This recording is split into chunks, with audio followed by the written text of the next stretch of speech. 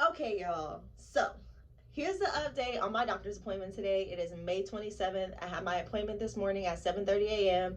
Also, if you haven't checked out my previous video, it is the video of my symptoms during week 12. It's a quick short video because not much happened in week 12.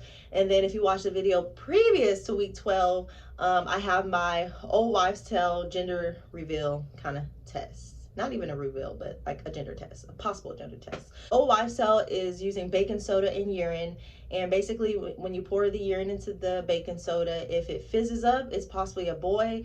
If it is just flat, it's possibly a girl. You have to just go back to the video to watch what happened, and you'll see what my results were. And then today at my doctor's appointment, everything was perfect. Everything was great. We started off with the ultrasound, and the ultrasound took about an hour actually, because she was making sure, you know, all the parts and ligaments and everything was there. We were able to record a little bit of the ultrasound this time. We're not allowed to, so she did give us a little bit of time to record it. So I am gonna go ahead and insert that small clip inside of the ultrasound room so you guys can see what it's like when you get your ultrasound. So here it is. Just going through the motion. Not as bad as you thought, or? Yeah, it's weird. It's the first, so it's just strange. It's all new, yeah. Let me just grab this for you, and you can tuck this into your pants and underpants if you would. Okay. So a lot of what I'm going to be doing is kind of searching and looking for, not searching so much, but trying to get a good accurate measurement of the back of the baby's neck. I don't know how much about this you already know, but you might see me kind of really focusing there, but that's just something that we measure at this point. Okay. So this is something that's helpful for some warm up. Here it comes. Sorry, it's kind of drippy. Yeah, here we go. So you already know that there's just one baby in there. Oh, that's so yeah, got a big old monitor over there. So you're seeing Dr. Van Houten? Yeah.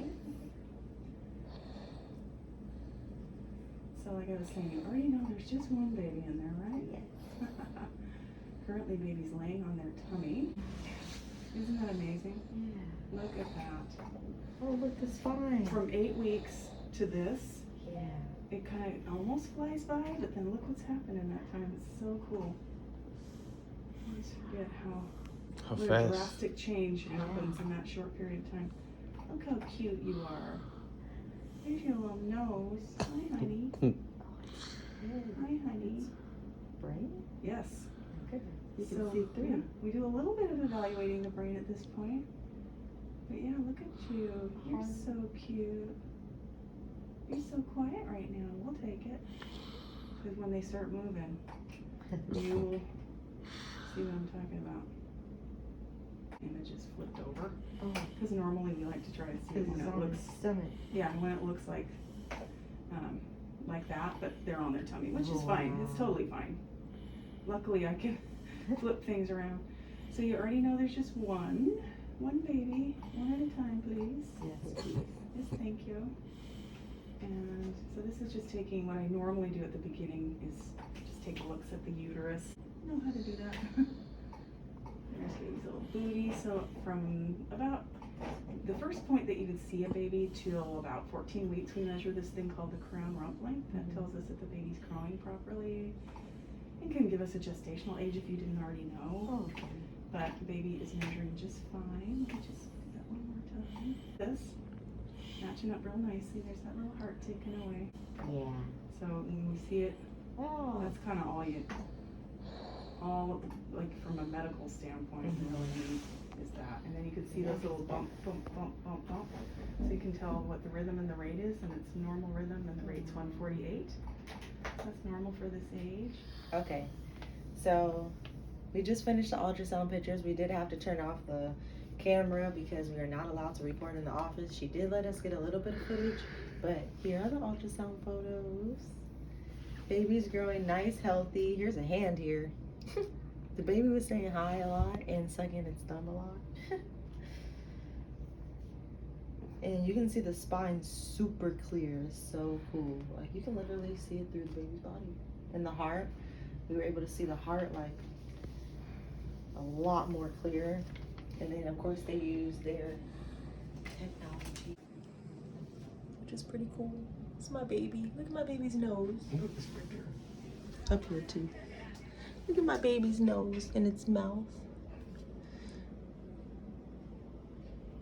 My due date is December the 2nd. I actually hope it comes December 2nd. So I'm excited, you guys. Of course, I'm gonna provide some more information after we're done. We're just waiting for the genetic counselor to come in to go over everything, go over the ultrasounds, and then after that I do my blood work. Happen. And then the baby gender. So yeah. Baby gender.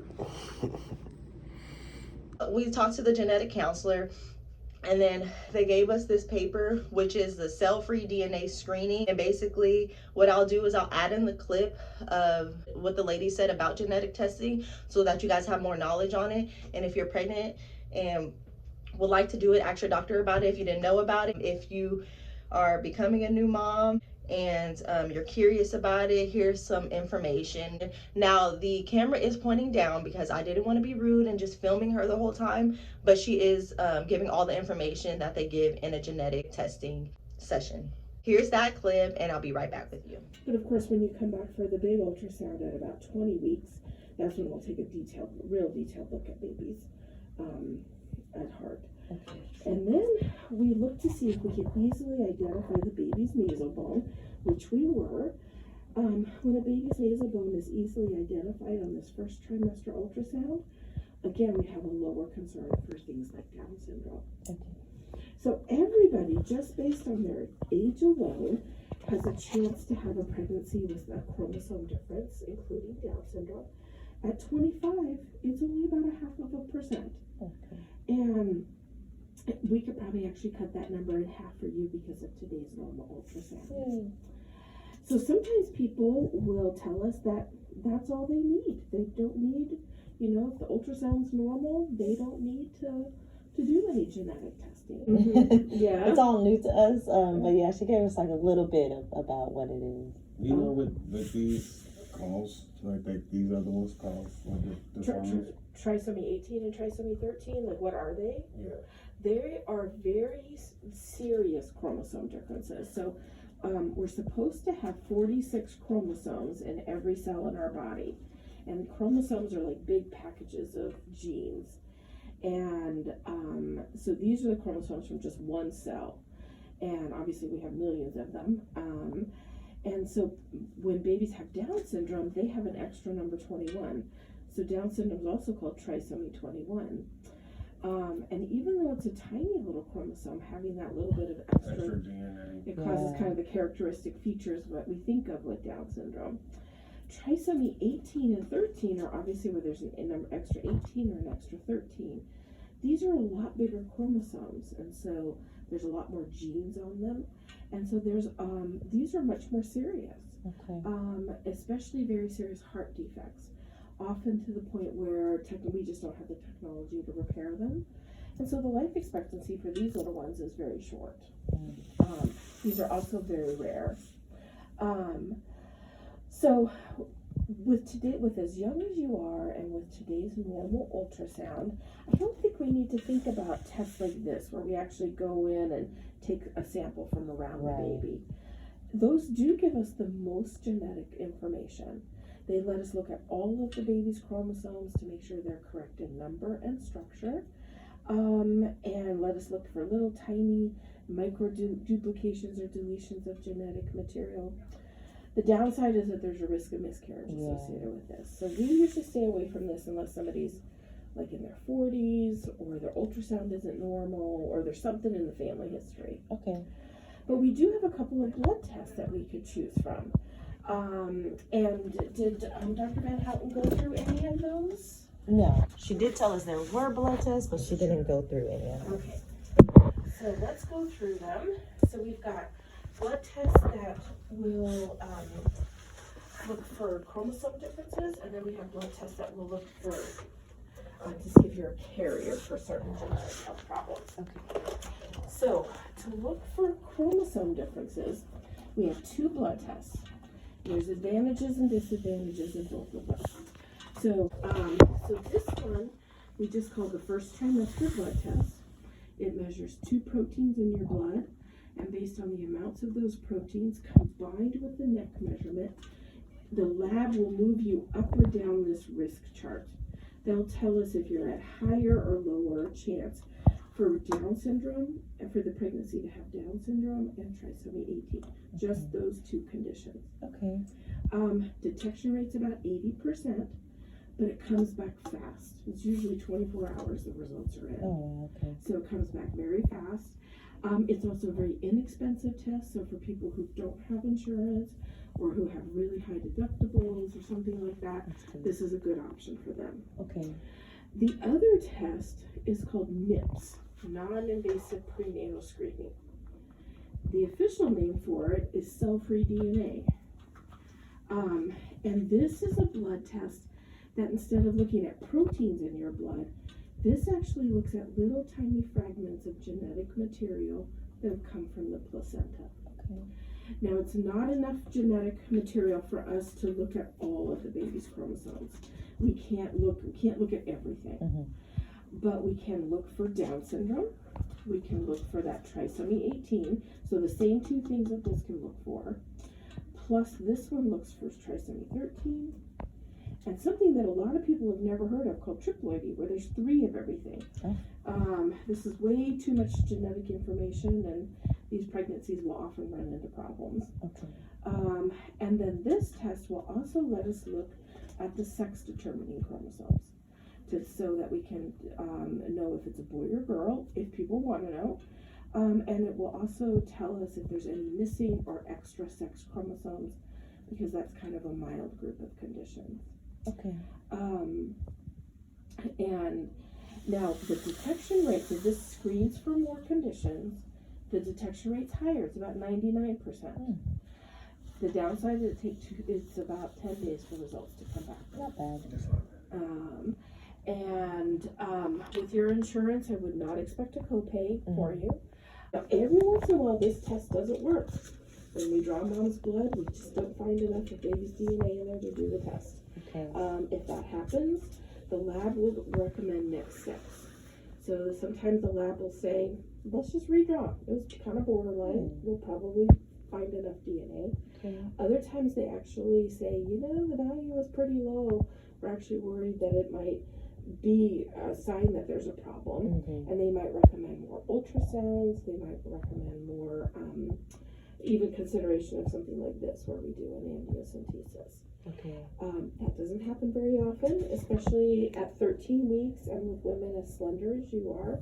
But the one time I forget to mention it is the one time it happens. So Oh yeah. now we're good. Got it Right? covered. So out of these 2 tests, either one of them appeal to you? The non-invasive prenatal test. Okay. All right. Do we want to include the sex of the baby? Yes, please. Okay. If we get this, we wanted to do like a gender reveal, we wanted her mom to figure out how does that. Okay.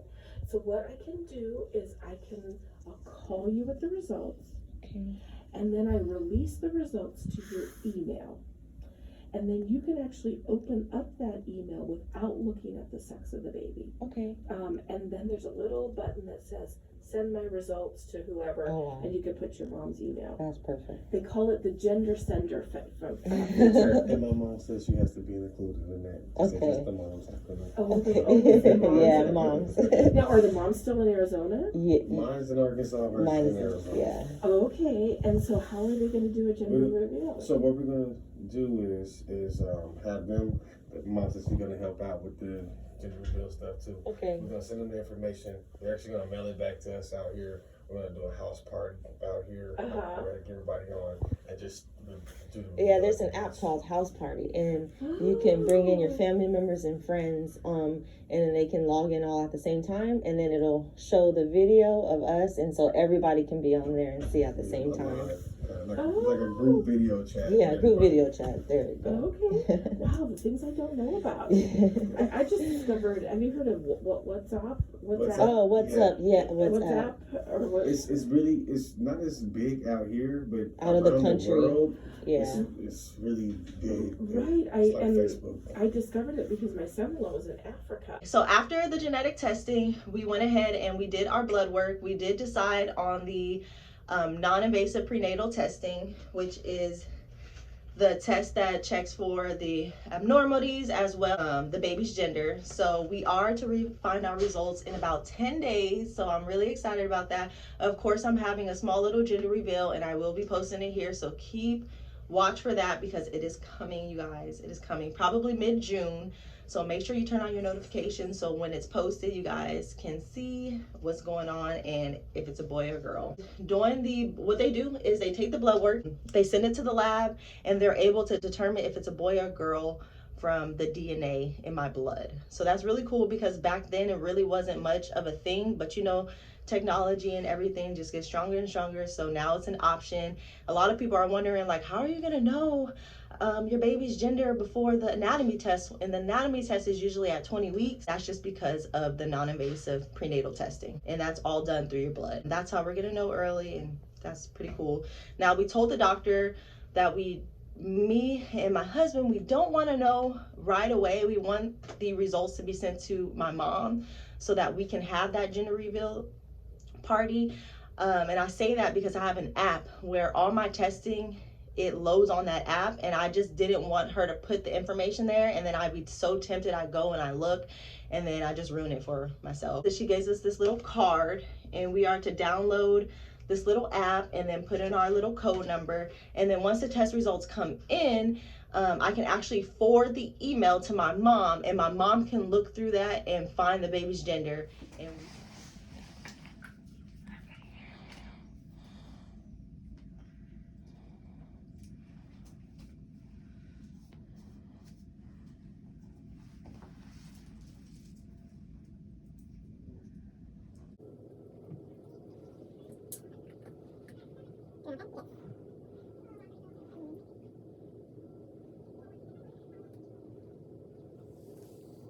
yeah, that's pretty much it. So all in all, it was a great appointment. I'm healthy, baby's healthy. I did gain 14 pounds since I've been pregnant. 10 pounds in the last couple of weeks. I started off at 113. I am now 127 pounds. So that's pretty cool. I mean, I don't really notice because, like I said, I see myself every day. My husband notices, which is like, of course. Great appointment. Thank you guys so much for tuning in. Make sure you guys subscribe if you have not subscribed, and I will see you guys next time. Have a great day.